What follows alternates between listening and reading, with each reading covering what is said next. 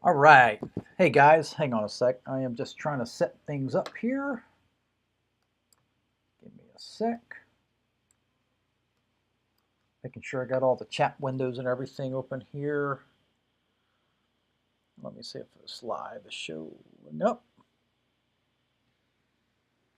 Let's see. Give me a sec, guys. There we go. All right, I just wanted to see if this was popping up here on TikTok. And it is. Awesome, awesome. All right, hey, I just want to welcome you to In the Know 5-minute-ish Fridays. Like I said, sometimes they'll go 5 minutes. Sometimes they go longer. Oftentimes not. They do go longer. Just some of the material that I want to cover. Um, Here, let me go ahead and just jump into it. Hang on a sec. Let me move this back over here so I can see it. Let me share the PowerPoint.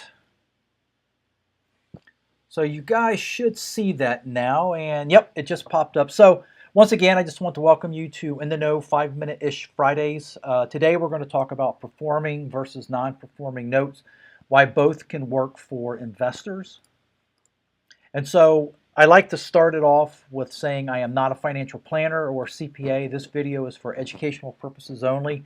This is what I do in my business. Please consult a qualified professional for advice. And so, what are mortgage notes? So, I just want to start with a level playing ground. So, a mortgage note is a legal promise to repay a loan secured by real estate. It spells out the loan amount, interest rate, payment terms, and what happens if the borrower defaults. And when you buy a note, you're buying the debt, not the property. A lot of beginning investors, when they get started in buying these notes, they think they own the property. They don't. You own the debt, you own the mortgage and the promissory note. So that way, if the borrower stops paying, you can actually foreclose on the property. So, in order to continue with mortgage notes, what they are, the borrower keeps living in the home, but you receive the payments.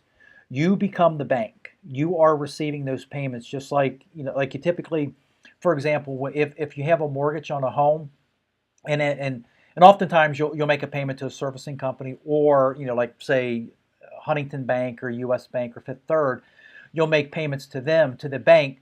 Those banks sell those notes, and so you essentially step into their shoes where you're actually becoming the bank. Mortgage notes can be bought and sold just like any other investment. So I'm going to go ahead and start on what is a performing note. So this is the borrower making on-time payments. It provides steady monthly cash flow, low risk but lower returns, ideal for passive investors who want to simplify and reliability.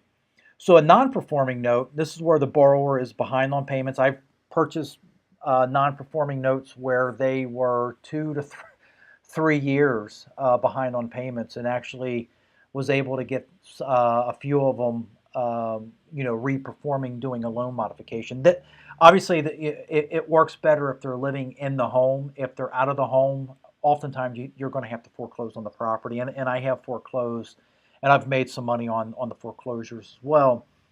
They're typically bought at a steep discount. They're higher risk, but potential have higher returns.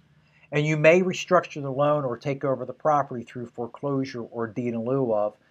Typically, when I buy these non-performing notes, that's my main goal, is to get them reperforming, do a loan modification. If they're in the property, I want to keep them in that property. Foreclosure is the very last thing that I want to do. So why both can actually be great investments. Performing notes equals stable income with little effort. Non-performing notes equal opportunities for big upsides. So choose based on your goals and risk comforts, and that's where you should really speak with a financial planner, CPA, or somebody that's within this space that kind of helps you along the lines on what your investment goals would be.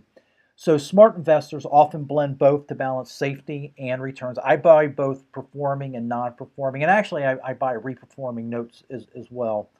So some of the exit strategies on these non-performing notes, like I was talking about earlier, you could do loan modifications. This is where you structure new terms that borrowers can afford. Deed in lieu of foreclosure, the borrower gives back the property. This is also known for cash for keys. Um, you know, you, for example, if the foreclosure made, depending on the state, it may cost you anywhere between $4,500 to $6,500.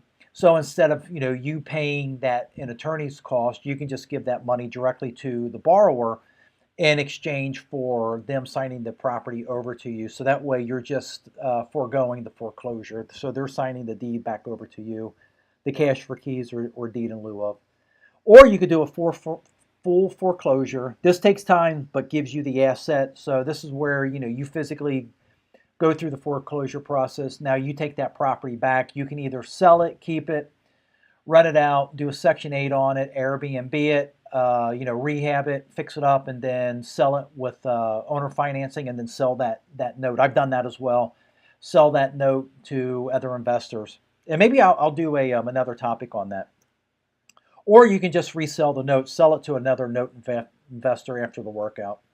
So how do you analyze a note deal? Well, it really comes down to really like the three P's: the paper, the property, and the paper, property, and oh my God, I'm having issues now. But check the property value as unpaid balance.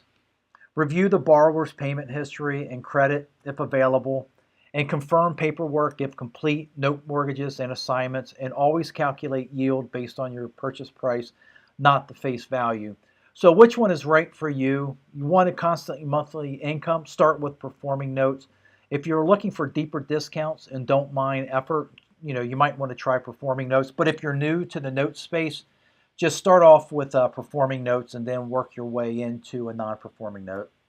And then also your risk tolerance, available over time, and investment goals will guide your choice. So, as you get, if you start out with performing notes and you start getting into it, start working in non-performing notes into your portfolio, scratch and dents and things like that. So as you get a little bit more comfortable with this process, you start getting a little bit more comfortable with the non-performing notes as well. So, and then many investors start with one and grow into others. That's what I did. I started out with a performing note, and then I eventually went into like non-performing note, bankruptcy 13s and 7s, and I buy those all the time as well. So, like I said, you start off small and then you can grow into these other niches. So if you have any questions, please drop them in the chat, or if you found this helpful, tap follow and I'll break down more strategies next week. And if you want to contact me, you can reach me at larry@ljhinvestments.com, or you can give me a call at 513-301-1468, or you can schedule a 30-minute call with me with talkwithlarryhoffman.com. Hang on, let me go back over to here. So you can schedule a time with talkwithlarryhoffman.com. That'll give you, schedule a 30-minute call. Sometimes they last 30 minutes, sometimes they last 60 minutes. It's entirely up to you. If you have any questions, just please feel free to reach out to me, and I'll answer whatever questions you may have. All right, I think that's it. I don't see any questions. Hang on a second, let me look. All right, I don't see any questions, and you guys have a really